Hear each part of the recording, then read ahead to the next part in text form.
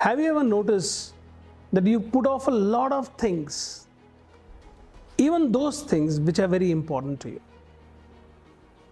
And I'm not going to talk about laziness today.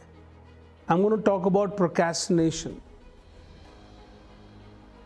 Now, procrastination is something that every human being, especially business owners, entrepreneurs, professionals, students deal with.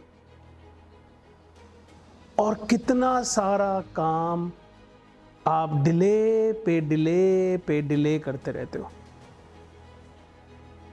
कल करेंगे, notice किया कभी? तो आज 2-3 myth तोड़ देते हूं प्रोक्रेस्टिनेशन के बारे में। तो एक तो सबसे पहले ना, छोटी सी लिस्ट बनाओ, कौन कौन सी चीजें पेंडिंग हैं जो 1 महीने से ज्यादा से पेंडिंग है। So if you look at what procrastination is, so procrastination is the art of delaying things. Now consider that's the dictionary meaning, but that is not exactly what procrastination is. Delaying things is an outcome of procrastination. किसी भी चीज का delay होना procrastination नहीं है। जिस चीज को आप टाल रहे हो वो रिजल्ट है प्रोक्रेस्टिनेशन का। तो मैं आज आपको 3-4 ऐसी स्ट्रैटेजीज और टूल्स दूंगा जिनसे आप अपनी प्रोक्रेस्टिनेशन को दूर करना शुरू कर दोगे। तो पहले ये समझ लेते हैं कि प्रोक्रेस्टिनेशन होता क्या है। बड़ा सिंपल है, कुछ करना है और आपने वो नहीं किया, उसको प्रोक्रेस्टिनेशन बोलते हैं। वो क्यों नहीं किया उस पे 2 मिनट के बाद आएंगे। तो कुछ करना था, you were supposed to take certain actions, you were supposed to do certain things, but somehow you did not do that, or you did not do it completely.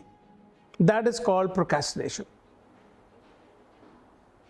Now, there are 3 reasons why people procrastinate. और वो तीनों biological conditions में मैं आपसे share करता हूं। वो 3 biological conditions क्या हैं? तो अगर आप सारी चीजें लास्ट मिनट में करते हो और लास्ट मिनट में बहुत सारी चीजें पेंडिंग रह जाती हैं, तो इसका मतलब है कि आप हीरो हो, सुपरमैन, जिसको लास्ट मिनट में उड़ के आना होता है चीजों को सॉल्व करने के लिए। ये हैबिट बन जाती है हमारी। तो प्रोक्रेस्टिनेशन एक हैबिट है। और हैबिट कहां से आती है? हैबिट आती है हमारे एक पर्टिकुलर ब्रेन केमिकल से। दूसरा, आप में से बहुत सारे लोग परफेक्शनिस्ट हो। आपको चाहिए हर चीज परफेक्ट। तो जब आप कुछ करते हो और आपको लगता नहीं अभी इसमें और अच्छा कर सकते हैं, और अच्छा कर सकते हैं, उसकी वजह से डिले हो जाता है। उसको भी प्रोक्रेस्टिनेशन बोलते हैं। ना जो तीसरा बोलने वाला हूं बड़ा इंपॉर्टेंट है। तीसरे वो लोग होते हैं जो रेबेल होते हैं, यानी कि अगर आपको प्यार से कोई कुछ कह दे तो आप कर दोगे, मगर गलती से भी अगर आपको लगे कि सामने वाला आपको जोर से कुछ कह रहा है या कोई अथॉरिटी फिगर है, तो आप प्रोक्रेस्टिनेट करोगे ही करोगे। तो अब इसका ब्रेन में फिनोमिनन देख लेते हैं। ब्रेन का फिनोमिनन सिंपल, मैं अपने कंफर्ट जोन से बाहर नहीं निकलना चाहता। तो अगर मैं अपने कंफर्ट जोन से बाहर निकलना चाहूं कुछ करने के लिए और जाने से पहले ही वापस मुड़ जाऊं, तो यानी कि मैंने प्रोक्रेस्टिनेट किया। और वो मैं इसलिए करता हूं कि जब मैं बाहर निकलने की कोशिश करता हूं तो मेरे ब्रेन में एक केमिकल जो कि स्ट्रेस केमिकल है वो एक्टिवेट हो जाता है। अब गिवन कि स्ट्रेस केमिकल एक्टिवेट हो गया तो मुझे अपने स्ट्रेस को तो दूर करना ही है। उसको दूर करने के लिए मुझे कुछ हैबिट्स बनानी पड़ती हैं जिससे एक और केमिकल एक्टिवेट हो जिसको बोलते हैं डोपामिन। आपने सुना होगा, फील गुड केमिकल है डोपामिन। तो हमारे को फील गुड करने के लिए बहुत सारी चीजें चाहिए। अब मैं आपको एक लिस्ट बताता हूं आप कैसे कैसे प्रोक्रेस्टिनेट करते हो और आपको मालूम भी नहीं है कि आप प्रोक्रेस्टिनेट करते हो। दिन भर में हर व्यक्ति कुछ ना कुछ ऐसा करता है जो उनके टाइम वेस्टर्स हैं ना। हमारे को फील गुड कहाँ से मिलता है? हमारे को फील गुड मिलता है खाने से, हमारे को फील गुड मिलता है सिगरेट से, कोई भी एडिक्शन जो है हमारे को फील गुड मिलता है। फिर इसके नेक्स्ट लेवल पे चलते हैं। आप में से बहुत लोगों को मीटिंग्स करने में फील गुड मिलता है क्योंकि ब्रेन को लगता है कि आपके पास नॉलेज तो इतनी है ही, चलो मीटिंग करें।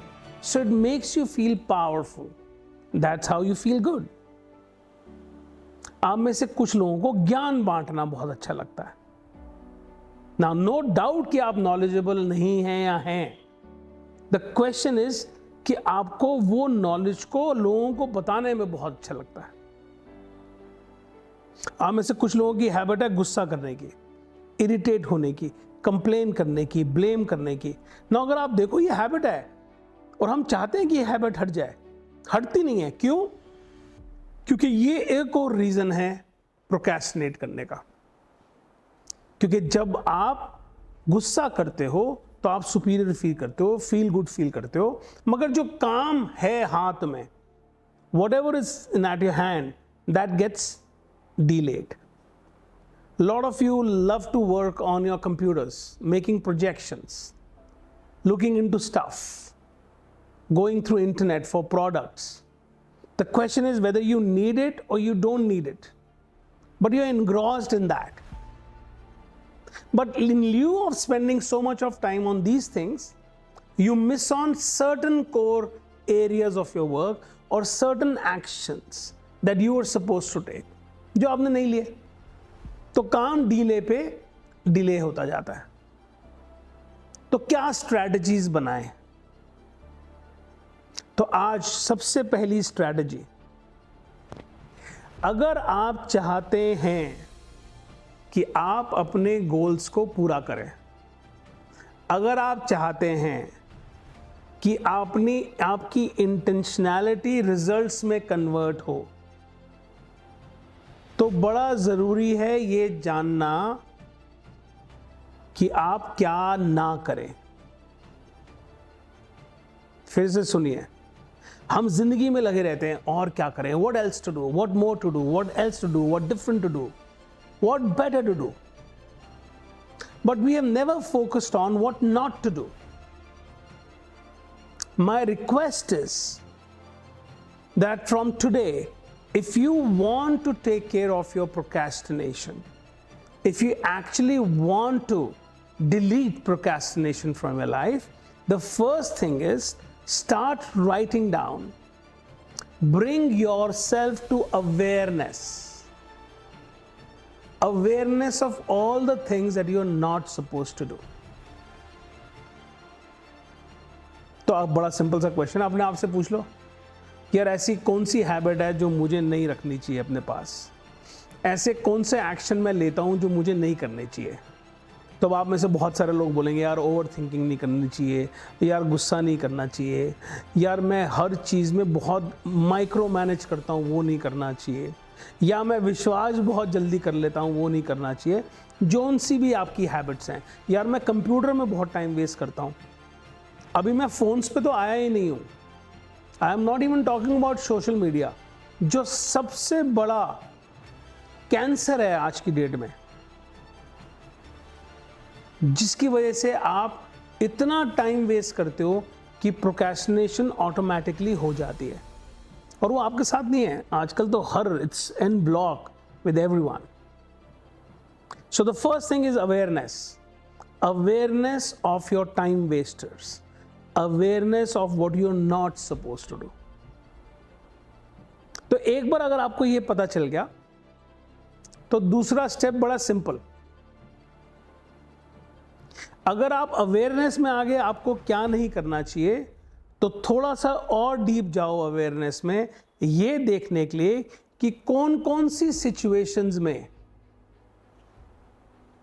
आपकी हैबिट्स बाहर आ जाती है, यानी वो कौन सी सिचुएशंस हैं जिनसे भाग के आप वहां आ जाते हो जो आपका कंफर्ट जोन है।